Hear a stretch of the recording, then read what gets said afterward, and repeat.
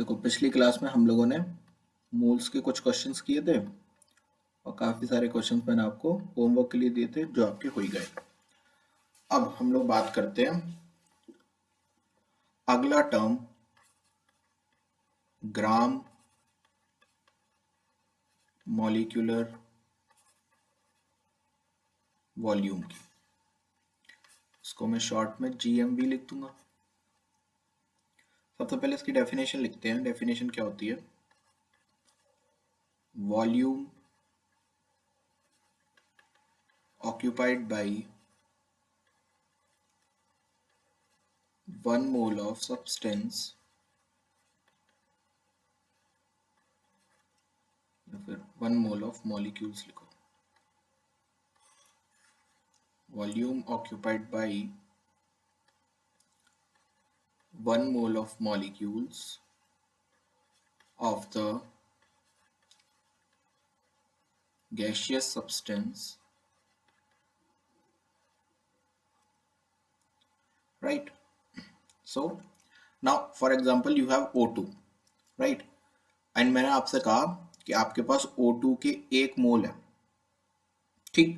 तो अब वो 1 मोल O2 यानी कि 6.022 इंटू 10⁻23 मॉलिक्यूल्स O2 के कितना वॉल्यूम कवर करेंगे? That will be called as gram molecular volume, right? तो यानी कि 1 मोल का वॉल्यूम जो होगा उसको मैं क्या बोलूंगा? ग्राम मॉलिक्यूलर वॉल्यूम। ऐसे ही अगर एक एटम का वॉल्यूम पूछूं तो ग्राम एटॉमिक वॉल्यूम। 1 मोल आयन का वॉल्यूम पूछो तो ग्राम आयोनिक वॉल्यूम। ठीक है, इस तरीके से आप अपने किसी भी वॉल्यूम को डिफाइन कर दोगे। ग्राम वॉल्यूम की जो वैल्यू है वो फिक्स है। Its value is equal to 22.7 litre at STP. ठीक, कुछ लोग यहाँ पर 22.4 लीटर भी लिखते हैं। अभी मैं दोनों का आपको कंफ्यूजन बता दूंगा कि क्या सीन है, क्या मतलब है 22.4 और 22.7 दो वैल्यू का।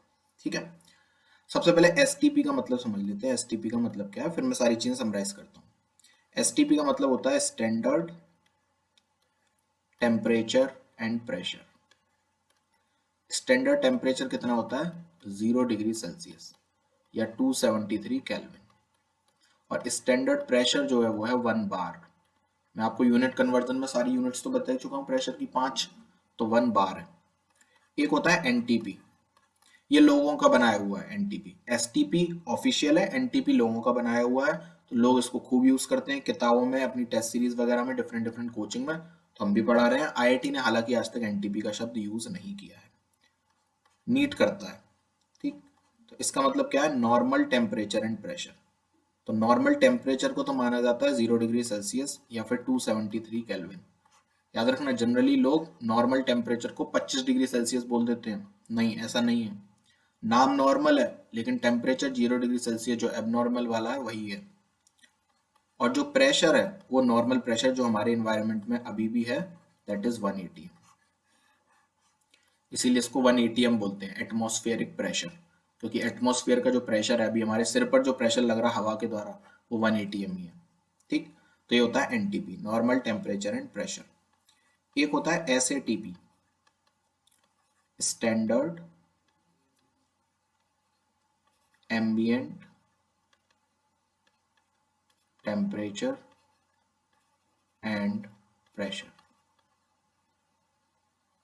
ठीक, यहां पर टेम्परेचर, एम्बिएंट का मतलब होता है रूम टेम्परेचर।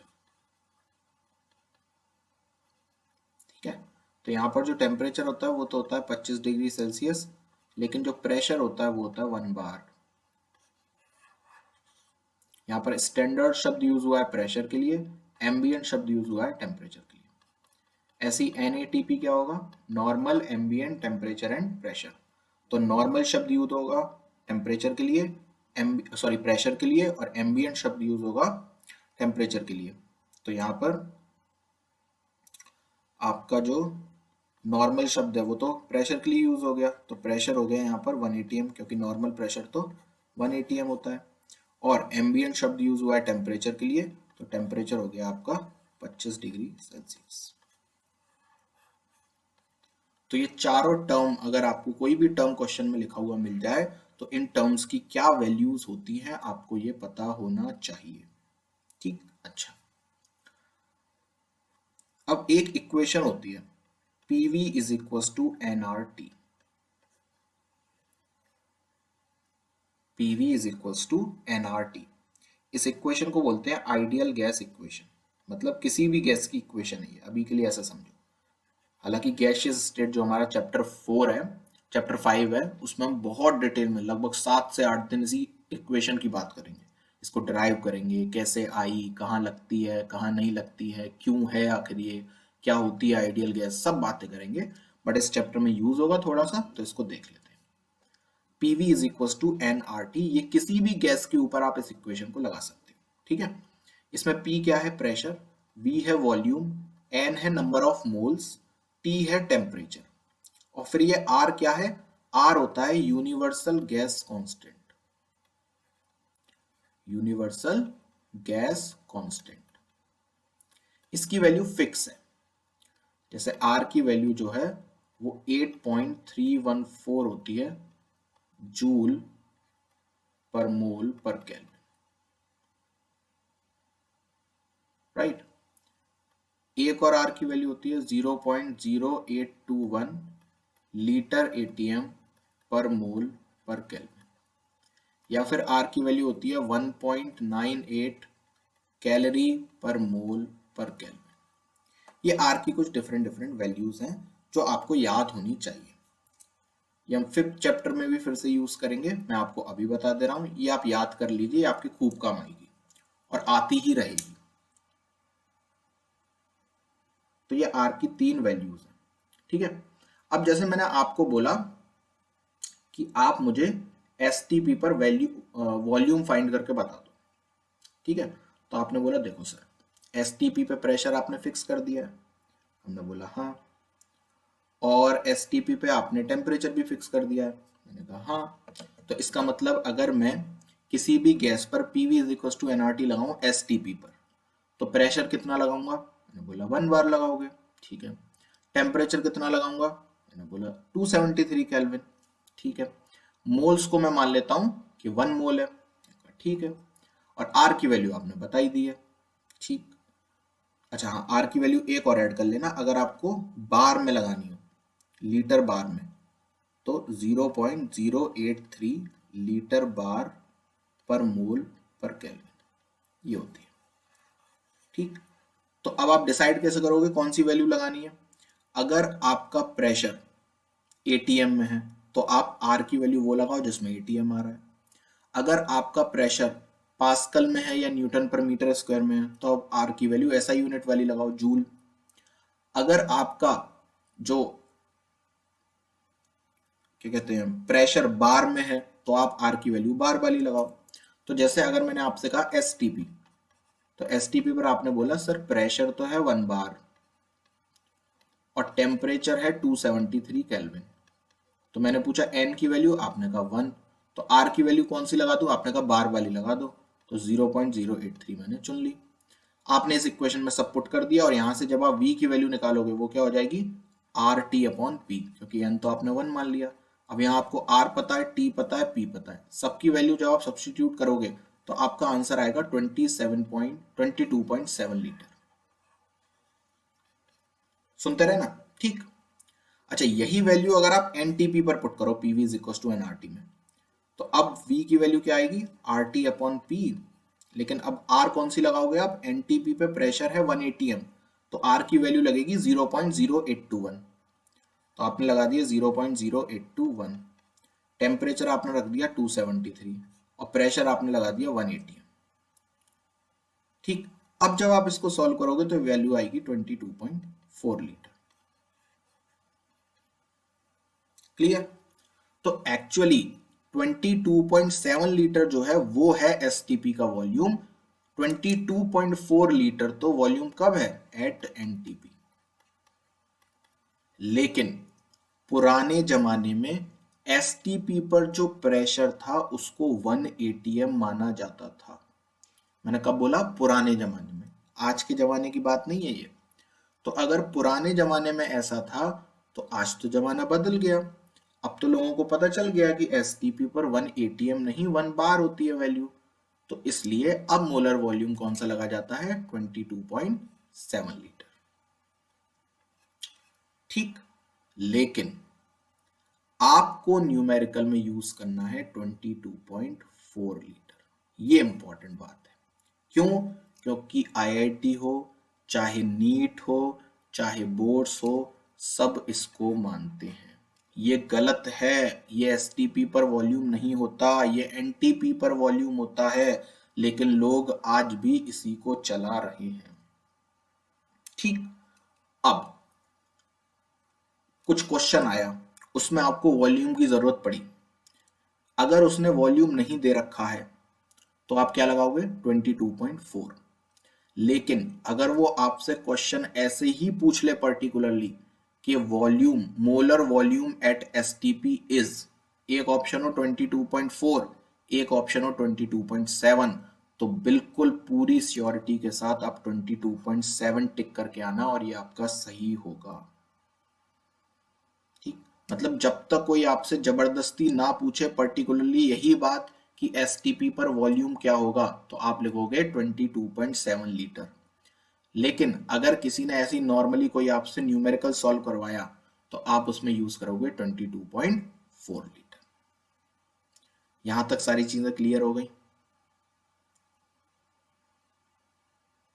हाँ। ठीक, तो ये एसटीपी और एनटीपी का चक्कर था, बहुत कंफ्यूजन होता है इसमें, मैंने आपको सब क्लियर कर दिया। अभी न्यूमेरिकल में भी लगा के दिखा दूंगा। अब देखो, एक नंबर होता है उसको बोलते हैं लॉशमिट number.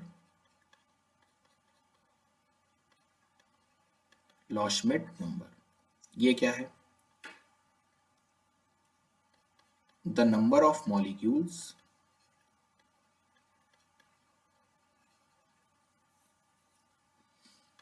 in 1 centimeter cube of gas at STP। मतलब STP पर अगर आप किसी भी गैस का 1 सेंटीमीटर क्यूब वॉल्यूम लेते हो, 1 सेंटीमीटर क्यूब मतलब 1 ml, अगर आप किसी भी गैस का 1 ml मॉलिक्यूल्स लेते हो, 1 ml गैस का मतलब 1 ml वॉल्यूम लेते हो किसी भी गैस का, तो उसके अंदर कुछ ना कुछ नंबर ऑफ मॉलिक्यूल्स तो होंगे। वो जितने भी नंबर ऑफ मॉलिक्यूल्स होंगे, जैसे मान लो उसमें नंबर आया, मैं कुछ रैंडम ले रहा हूं, 2 करोड़। ठीक, तो उस 2 करोड़ की जगह आप बोल सकते हो कि ये जो 2 करोड़ है वो उस गैस के लिए लॉशमिट नंबर है।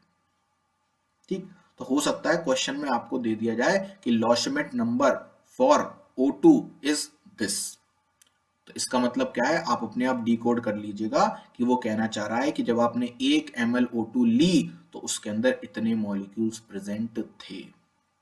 इतना आपको खुद डिकोड करना पड़ेगा। ये होती है लॉशमिट नंबर की महिमा, बस इतनी ही थी। ठीक, अब इस पर क्वेश्चन कैसे कैसे आते हैं देखते चलो। पहला question, calculate number of molecules at NTP in option A 1 ml of O2। 1 ml O2 में कितने मॉलिक्यूल्स प्रेजेंट होंगे आपको ये बताना है। ठीक है, चलिए करते हैं।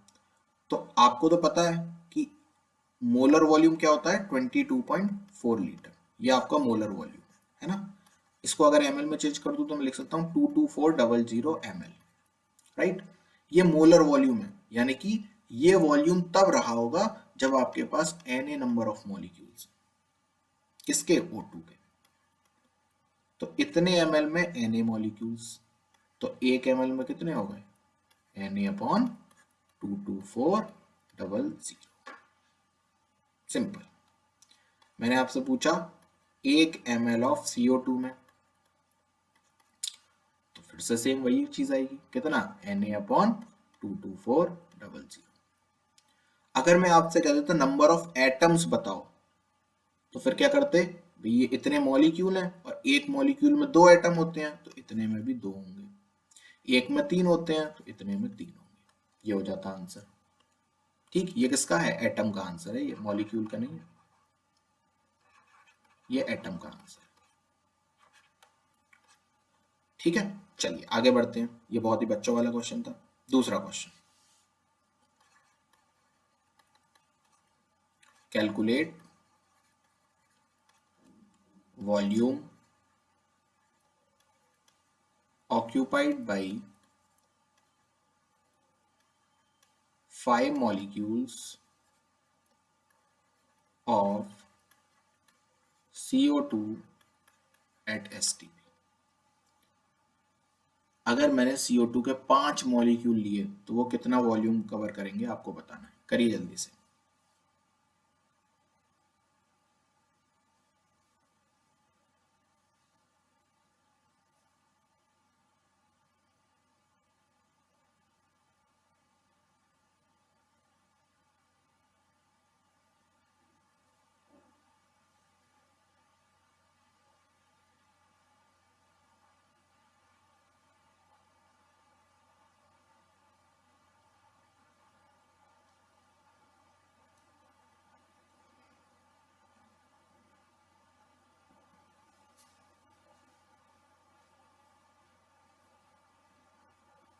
भैया 5 लीटर।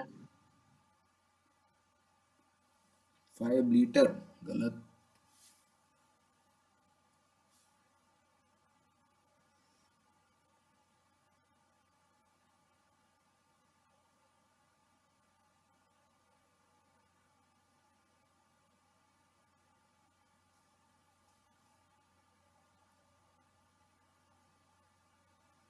थोड़ा कॉमन सेंस तो लगाया करो। अगर मैंने आपको हाँ, ये सिलेंडर सही में गलती होगी। 5 लीटर CO2 भर के दे दी तो उसमें 5 मॉलिक्यूल होंगे CO2 के।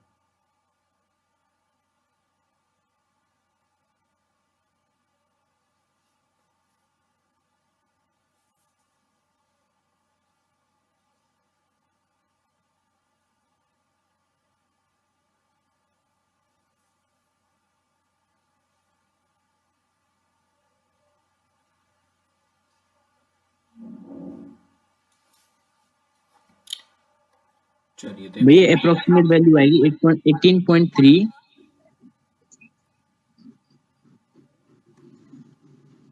तुम पागल वागल हो, क्या बात है, क्या बोल रहे हो? सोचो तो सही कम से कम। पहले तुमने बोला 5 लीटर।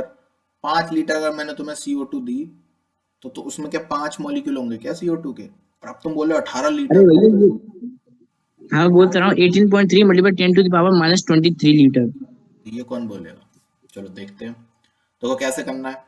सिंपल सा है कि भाई अगर आपके पास Na मॉलिक्यूल्स होते तो वो गिरते 22.4 लीटर। तो एक मॉलिक्यूल कितना गिरेगा? 22.4 अपॉन Na। तो 5 कितना गिरेंगे? इंटू 5। बस आंसर हो गया। इतना ही करना था। अगला question, calculate total number of molecules, atoms, electrons and nucleons present in 98 gram of H2SO4।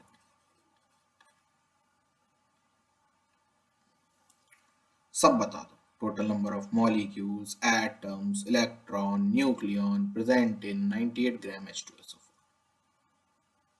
भैया सल्फर का मास नंबर क्या होता है? याद कर लो, 32 होता है। ये एग्जाम में लिखा हुआ नहीं मिलेगा।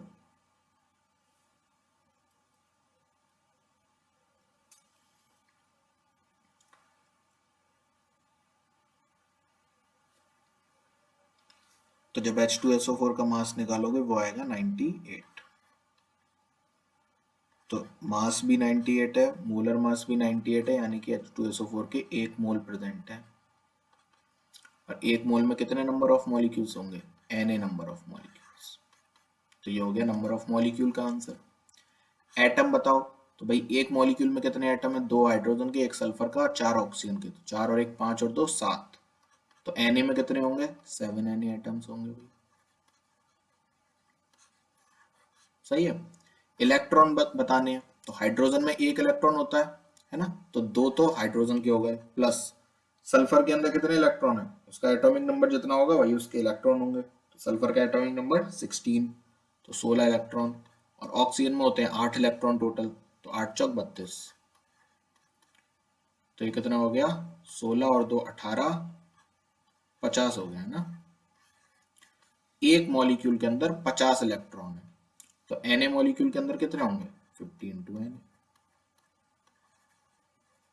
सही है। अब न्यूक्लियॉन समझते हैं, न्यूक्लियॉन क्या है।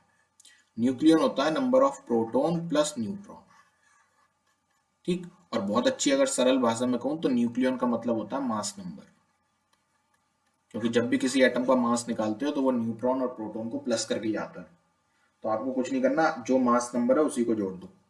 तो हाइड्रोजन का मास नंबर 1, तो 1 + 1 2 हो गया, सल्फर का 32, ऑक्सीजन का 16, 16 4 जा 64, ये हो गया 66, 68, 78, 88, 98, यानी कि 98 न्यूक्लियॉन प्रेजेंट है एक मॉलिक्यूल में, तो Na में कितने होंगे 98 Na न्यूक्लियॉन्स।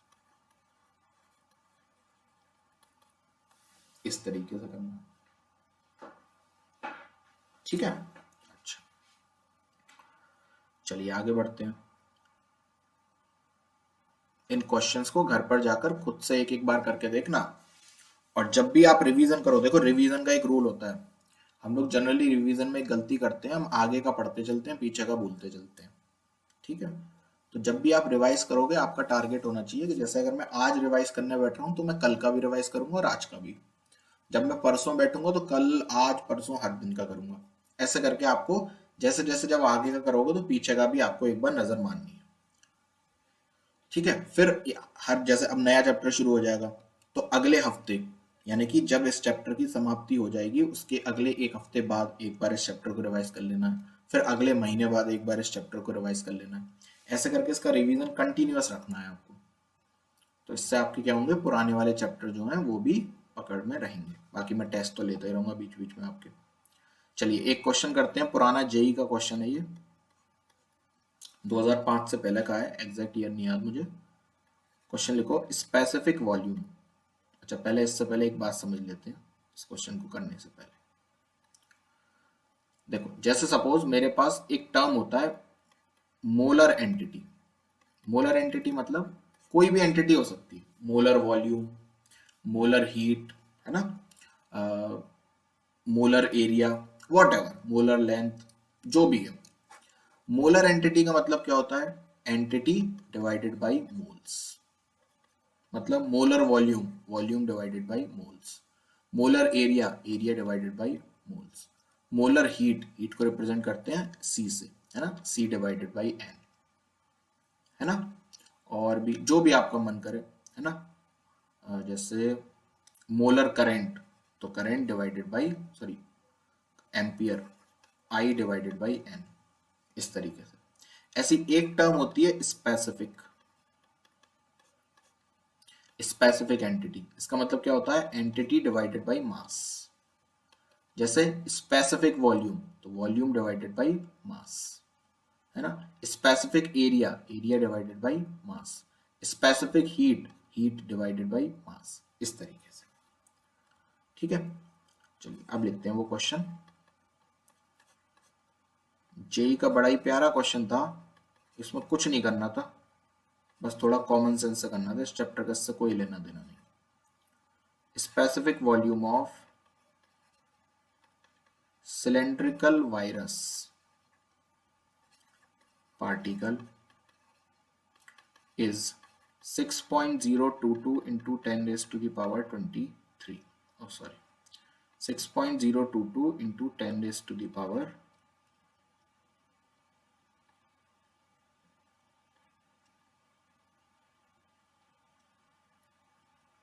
-2 सेंटीमीटर क्यूब पर ग्राम। सीसी मतलब सेंटीमीटर क्यूब पर ग्राम, है ना, तो इसका मतलब सेंटीमीटर क्यूब मतलब वॉल्यूम यानी कि ml, और पर ग्राम क्योंकि स्पेसिफिक वॉल्यूम दे रखा है, तो पर मास होता है ना, तो मास की यूनिट होती है ग्राम, तो सेंटीमीटर क्यूब पर ग्राम। whose radius and length are 7 angstrom and 10 angstrom respectively.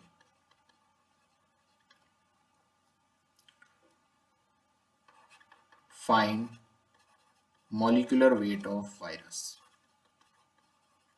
Virus का मॉलिक्यूलर वेट बताना है आपको. Option A 15.4 kilogram per mole. Option B 1.54 into 10 raise to the power 4. Option C 3.08 into 10 raise to the power 4. Option D 3.08 into 10 raise to the power 3. Solve करिए, पुराना JEE का question है. थोड़ा सोचें, विचारें, उसके बाद सॉल्व करें.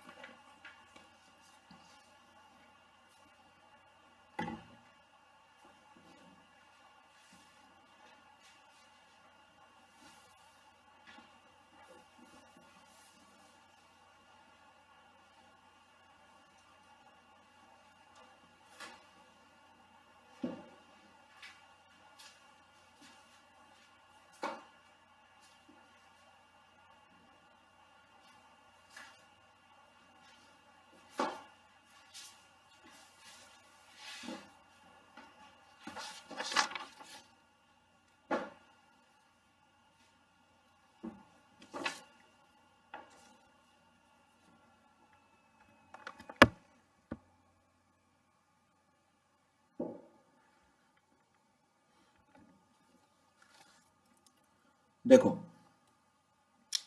आपको स्पेसिफिक वॉल्यूम दे रखा है, यानी कि आपको वॉल्यूम डिवाइडेड बाय मास दे रखा है ना. और आपसे क्या पूछा है? मॉलिक्यूलर वेट पूछा है. ठीक है, मॉलिक्यूलर वेट की यूनिट क्या होती है?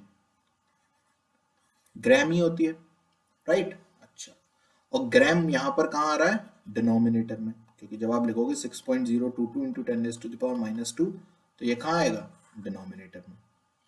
Centimetre cube divided by gram. आपको कैसे भी करके इस ग्राम को न्यूमरेटर में लेकर आना है, तभी तो वो मास की यूनिट बनेगी, क्योंकि आपसे मॉलिक्यूलर वेट पूछा है. ठीक है, चलिए तो अब इसको समझते हैं. देखो कैसे करेंगे. देखो, आपको क्या दे रखा है? Volume, specific volume of a cylindrical virus particle is इतना, whose radius and length are इतनी एंड इतनी. वायरस कैसा है? सिलेंड्रिकल है नेचर में, और उसकी आपको रेडियस और हाइट दे रखी है. तो क्या आप उसका वॉल्यूम निकाल पाओगे? वॉल्यूम ऑफ सिलेंडर कैसे निकालते हैं? पाई आर स्क्वायर एच से. तो पाई की वैल्यू 22/7, आर की वैल्यू कितनी है? 7 एंगस्ट्रॉन है. एंगस्ट्रॉन को आपको सेंटीमीटर में चेंज करना पड़ेगा, क्योंकि सारी यूनिट सेम होनी चाहिए. तो 7 into 10 raise to the power -8 centimetre. पहली बात कर चुके हैं हम लोग यूनिट कन्वर्जन की, इसीलिए वो सब पढ़ाया था. अब लगना शुरू हो जाएगा धीरे धीरे. और h क्या हो जाएगा? 10 into 10 raise to the power -8.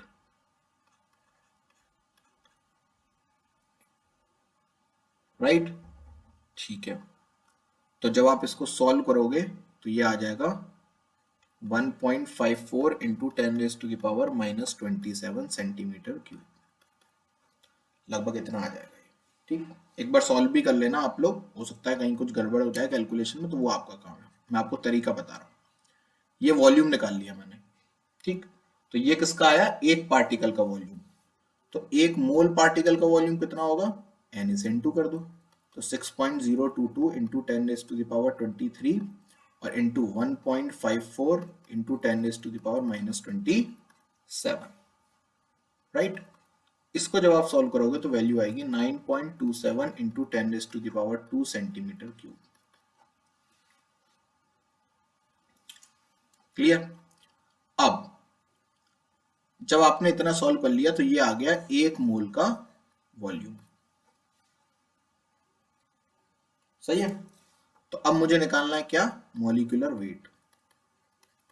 तो मॉलिक्यूलर वेट कैसे निकालूंगा? Molar volume upon specific volume अगर कर दूं मैं, तो स्पेसिफिक वॉल्यूम क्या होता है? Volume upon mass. तो वॉल्यूम से वॉल्यूम कट जाएगा और मास पहुंच जाएगा ऊपर और आंसर आ जाएगा। तो 9.27 इंटू 10⁻² अपॉन 6.022 इंटू 10⁻⁻²। जब इसको सॉल्व करोगे तो आंसर आएगा 1.54 into 10⁻⁴ gram, that is 15.4 kilogram per मोल।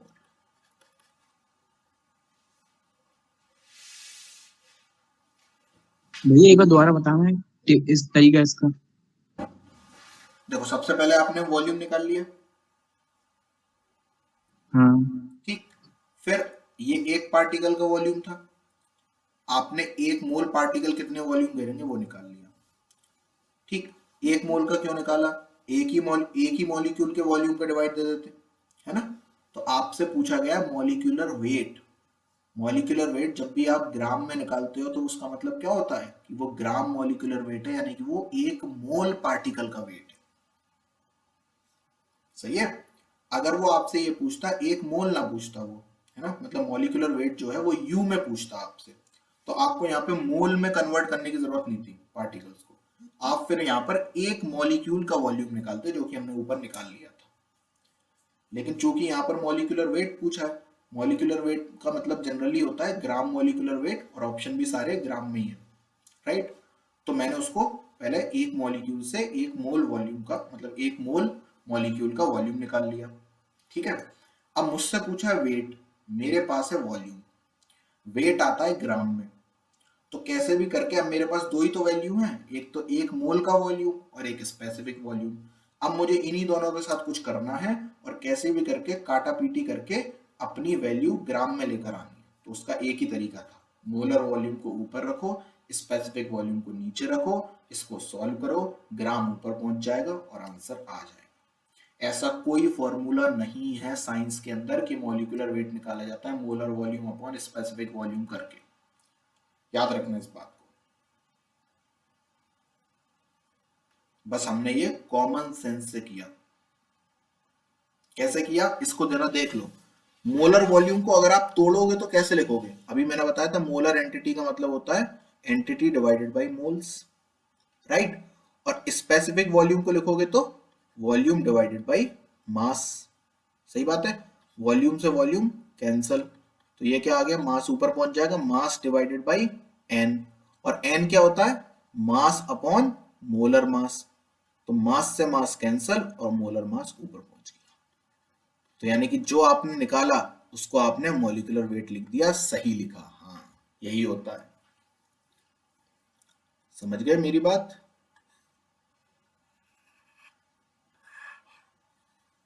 हाँ ये थोड़ी थोड़ी आ गई। धीरे धीरे अब देखो ना, हर क्वेश्चन सरल नहीं होगा, हम धीरे धीरे अपना लेवल बढ़ाएंगे। आपको धीरे धीरे अपने दिमाग में चीजें जाना शुरू होंगी कि अच्छा ऐसे भी सोच सकते थे वो, अच्छा ये भी होता है, सिलेंडर का भी वॉल्यूम ले लिया। तो धीरे धीरे जब आप क्वेश्चन करते रहोगे करते रहोगे करते रहोगे तो ये सब चीजें आपको भी सोचना आ जाएगा। जैसे जब आपने 10th में ट्रिग्नोमेट्री पढ़ी होगी, तो कभी कभी आपके टीचर ने पहले आपको एक प्रॉपर्टी सिखाई होगी कि sign square theta plus cos square theta 1 होता है, सीखी थी। हाँ भैया। फिर जब आर्डिशन में सॉल्व करी होगी तो कहीं कहीं पर वही टीचर आपका 1 की जगह sign square theta plus cos square theta भी लिख देता था। तो फिर जब पहली बार उन्होंने ऐसा किया होगा तो आपके मन में आया होगा सर हमको कैसे पता चलेगा कि यहाँ पर 1 की जगह sign square theta plus cos square theta लिखना था, या फिर यहाँ पर क्या कहते हैं 1 की जगह sec square theta minus tan square theta लिखना था। तो पहले दिन तो ये सवाल आया होगा, लेकिन जैसे जैसे प्रैक्टिस करते गए तो हमें भी समझ में आने लगा कि क्वेश्चन में कब हमें sec square theta minus tan square theta लिखना है, कब हमें sine square theta plus cos square theta लिखना है ना, कब हमें होल स्क्वायर बनाना है, कब हमें होल स्क्वायर तोड़ना है। तो ये सब चीजें प्रैक्टिस से आती है। ठीक, अब ऐसा तो नहीं है मैं आपको खुश रखने के लिए सरल सरल ही क्वेश्चन करवाता रहूं और आपको जेई और नीट की दुनिया से बिल्कुल दूर रखूं, नहीं। मैं तो देखो जो लेवल है, जैसा हर जगह पढ़ाया जाता है कोटा के अच्छे अच्छे इंस्टीट्यूट में, वो सब आपको यहाँ पर पढ़ाऊंगा। ठीक, आपको अपना लेवल उठाना पड़ेगा। कोई भी क्वेश्चन नहीं समझ में आ रहा है, 4 बार पढ़ो, 10 बार पूछो, लेकिन सीखना तो आपको पड़ेगा ही। क्यों? क्योंकि आया हुआ क्वेश्चन है। इसका मतलब जेई की सोच यहां तक जाती है, आपको भी अपनी सोच यहां से ऊपर पहुंचानी होगी। क्यों? क्योंकि जब हम जेई की सोच से एक कदम ऊपर सोचेंगे, तब हम जेई में आने वाले क्वेश्चन को बनाने लायक बनेंगे। ठीक है, तो ये हो गई आपकी वॉल्यूम की बात है। अब थोड़ा और स्टेप आगे बढ़ाते हैं, एक टॉपिक और समझते हैं, जिसका नाम है इफेक्टिव मोलर मास। इसको एवरेज मोलर मास या एवरेज मॉलिक्यूलर मास भी बोलते हैं।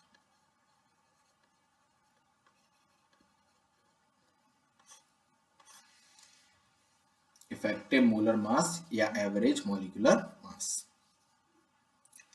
ये होता क्या है? तो सबसे पहले इसकी डेफिनेशन लिख लीजिए, मैं डिक्टेट कर रहा हूं, लिखो। It is defined as average molecular mass of a gaseous mixture. It is defined as average molecular mass of a gaseous mixture, or we can say it is a mass of 1 mole of gaseous mixture. It is a mass of 1 mole of gaseous mixture.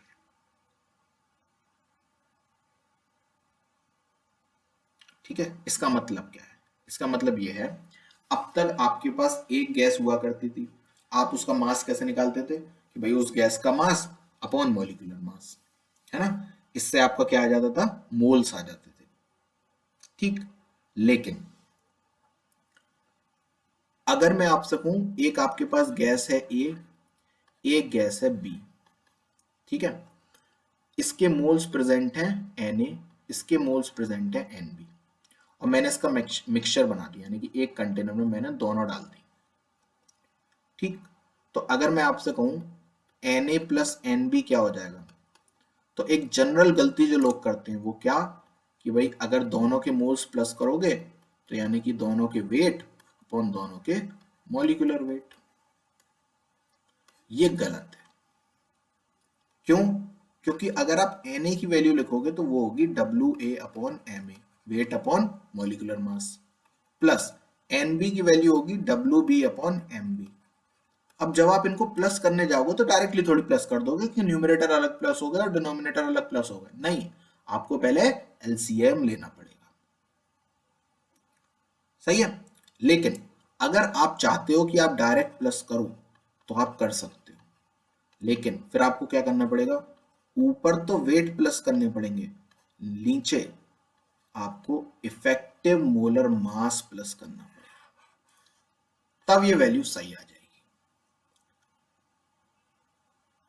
सही है, और effective molar मास क्या होता है? वही average molecular mass of gaseous mixture. ठीक है, but हम तो इफेक्टिव मोलर मास ही पढ़ रहे थे, आपने उसी को लगा दिया, तो वो कैसे निकालेंगे वो सिखाओ ना। तो मैंने कहा कुछ मत करो, EMM की जगह लिख दो, क्रॉस मल्टीप्लाई कर दो, इसको ऊपर पहुंचा दो, मोल्स को नीचे ले आओ।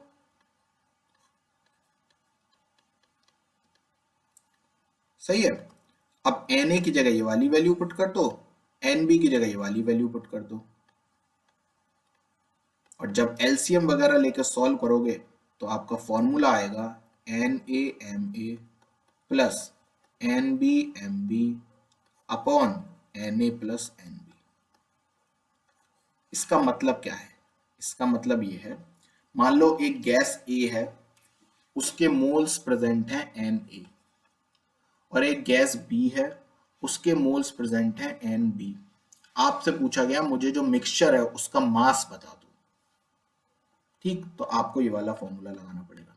जैसे ऑक्सीजन है मान लो, ठीक, उसके 5 मोल्स प्रेजेंट है, नाइट्रोजन है उसके 10 मोल्स प्रेजेंट है, आपसे पूछा गया जो गैसियस मिक्सचर है उसका मुझे इफेक्टिव मोलर मास बताओ, तो आप कैसे निकालोगे कि भाई पहले के मोल्स इंटू उसका मॉलिक्यूलर वेट प्लस दूसरे के मोल्स इंटू उसका molecular weight upon total moles यानी कि 15। क्लियर? तो ये हो जाएगा 32/3 प्लस 56/3। इसको सॉल्व करोगे 6 और 2 8, 5 और 3 8/3, 88/3 आंसर हो जाएगा।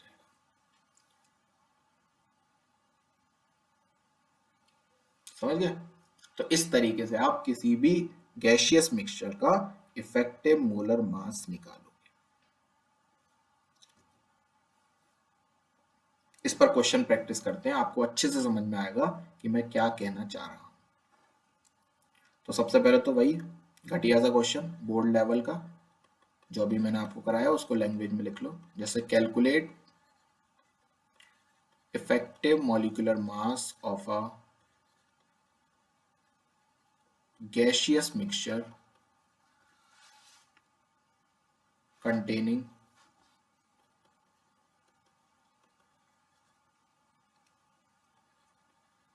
1 mole of O2 and 1 mole of CO2। जल्दी से सॉल्व करके आंसर बताइए, सिंपल सा क्वेश्चन है।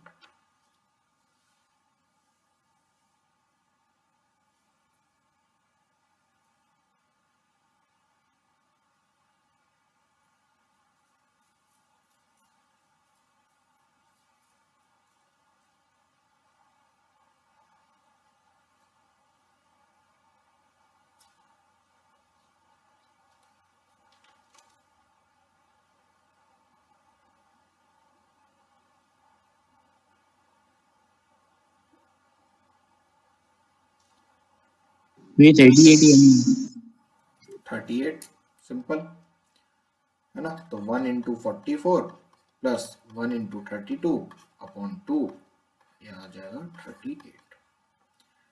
अब थोड़ा अच्छे लेवल का क्वेश्चन करते हैं। देखो effective molar mass of a gaseous mixture containing oxygen and carbon dioxide in a ratio X/Y। ठीक है ना, ये मोलर रेशियो है, X/Y in a molar ratio, यहाँ पे लिख लो in a molar ratio X/Y is 34। Calculate the effective molar mass, BHU में आया था question, when they are present in Y/X molar ratio. जब वो X/Y में प्रेजेंट थे तो इफेक्टिव मोलर मास आया 34। तो अगर मैं उनको Y/X में मिक्स कर दूं तो इफेक्टिव मोलर मास क्या आएगा वो आपको बताना है। करिए सॉल्व।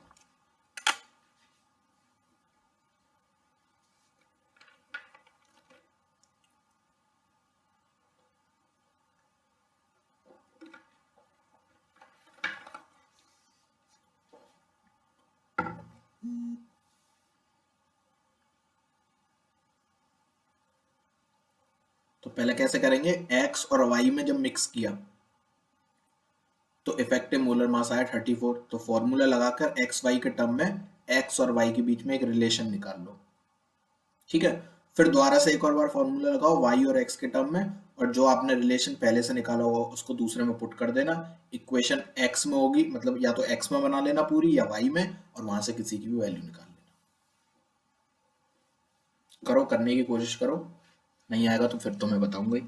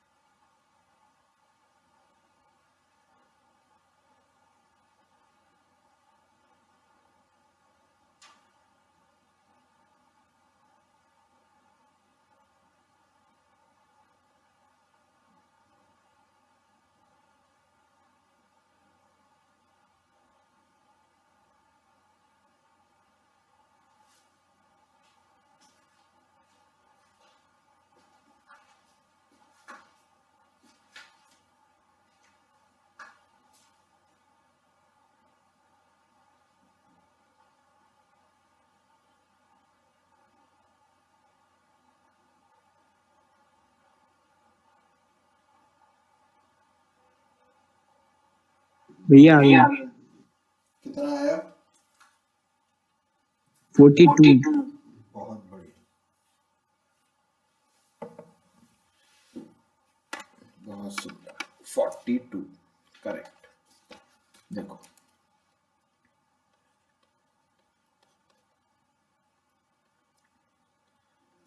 इफेक्टिव मोलर मास दे रखा है, O2 का कितना होगा 32 इंटू एक्स प्लस CO2 का कितना होगा 44 into Y upon x plus Y. तो यहाँ से सॉल्व कर लो, 34x plus 34y is equal to 32x plus 44y।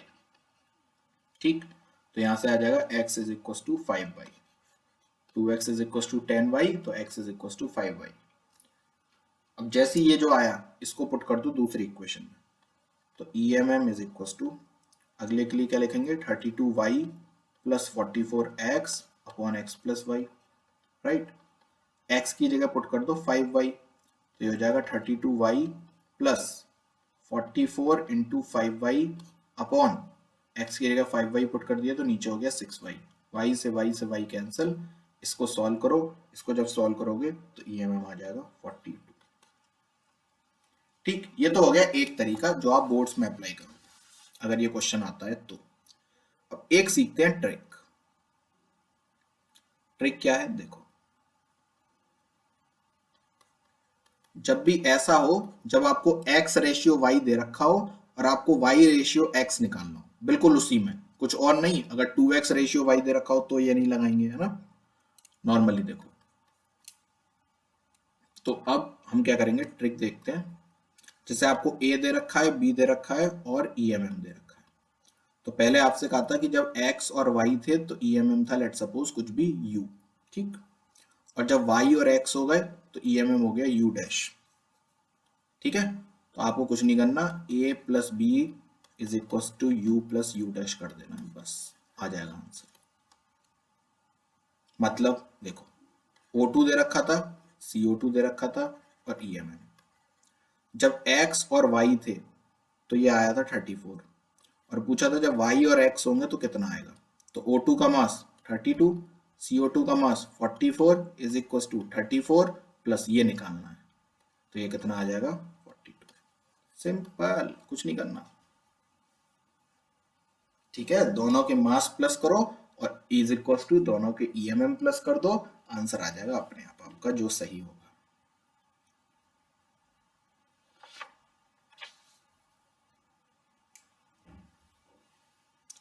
Clear? भैया स्क्रीन तो आ नहीं रही, आपने वो क्वेश्चन लिखा था उसके बाद स्क्रीन नहीं आ रही। स्क्रीन नहीं आ रही, शायद नेटवर्क इशू हो रहा होगा। ये इसका सॉल्यूशन नहीं दिख रहा क्या? नहीं अच्छा जी, एक काम करना, अभी मैं रिकॉर्डिंग भेजूंगा ना उसमें देख लेना अगर नहीं दिख रहा तो। देखो मैंने नई स्क्रीन खोली है, अब ब्लैंक पेज दिख रहा है। नहीं भैया वही है सब। अच्छा, नेटवर्क इशू आ रहा है शायद। एक काम करो, तुम लोग मीटिंग छोड़ दो, मैं यहीं पे एंड कर देता हूँ, एक होमवर्क का क्वेश्चन लिख दे रहा हूँ बस, और तुम लोग उसको कर लेना, रिकॉर्ड हो जाएगी, रिकॉर्डिंग भेज दूंगा। मैं होमवर्क क्वेश्चन लिख के बस मीटिंग एंड कर दे रहा हूँ। तो ये क्वेश्चन आप लोगों को होमवर्क से करके लाना है, ये AIPMT का क्वेश्चन है। The number of moles of oxygen in 1 liter of air containing 21% oxygen by volume under standard condition is option A 0.0093 mole, option B 2.10 mole, option C 0.186 mole, option D 0.21। ठीक, भैया option 12 बोल 0.0093 मोल, 2.10 मोल, 0.186 मोल और 0.21 मोल। Question भी एक बार पढ़ दे रहा हूं। The number of moles of oxygen in 1 litre of air containing 21% oxygen by volume under standard condition is. ठीक, आंसर है 0.0093 मोल। इसको सॉल्व करिएगा और बताइएगा क्या आया। ठीक है, चलिए कल की क्लास में हम लोग आगे बढ़ेंगे और कल एक बहुत इंपॉर्टेंट पोर्शन पढ़ेंगे, डिटरमाइनिंग परसेंटेज कॉम्पोजिशन, जिस पर जेई एडवांस ने इस बार सवाल पूछा था मल्टीपल सिलेक्ट करेक्ट ऑप्शन में, और बहुत ही शानदार क्वेश्चन था। और कल की क्लास के बाद आप वो क्वेश्चन बड़े आराम से बना लोगे। ठीक, धीरे धीरे हम लोग अपने टॉपिक बढ़ाएंगे और धीरे धीरे आप देखोगे मोल में इतने अंदर घुसते चले जाएंगे, इतने अंदर घुसते चले जाएंगे, आपको फील आने लगेगी कि आईआईटी की प्रिपरेशन शुरू हो चुकी है। वैसे तो अब आने लगी होगी, कहाँ हम लोगों ने पहली क्लास से शुरू किया था इंपॉर्टेंस ऑफ केमिस्ट्री से, और धीरे धीरे हम लोग अपना बेस बनाते हुए यहाँ तक आ गए। बस आप लोग साथ के साथ पढ़ते रहिएगा, टफ से टफ चीजें भी बड़ी सिंपल तरीके से आपके पास पहुंच जाएंगी। ठीक है, तो आज के लिए